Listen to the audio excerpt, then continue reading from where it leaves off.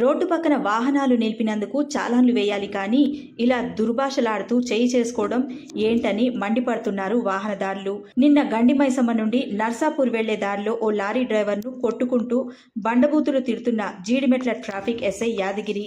Lorry సాంకేతిక సమస్యతో ఆగింది అంటే కూడా వినకుండా నో పార్కింగ్లో వాహనం నిలిపినందుకు కొడుతూ బూతు పురాణం అందుకున్నాడు సదరు ఎస్ఐ.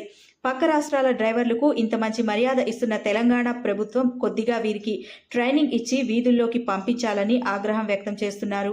ఇలాంటి వారిపై కఠిన చర్యలు తీసుకోవాలని కోరుతున్నారు.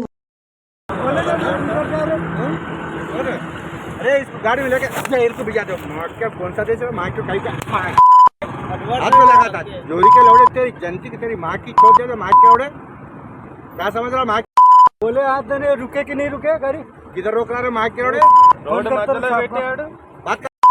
పోలీస్ స్టేషన్ పడితే లంచ్ ఇవ్వడం మూడు ఏంటి ఉన్నాయి సార్, అవి పెడతానంట. మూడు నా బండి 0379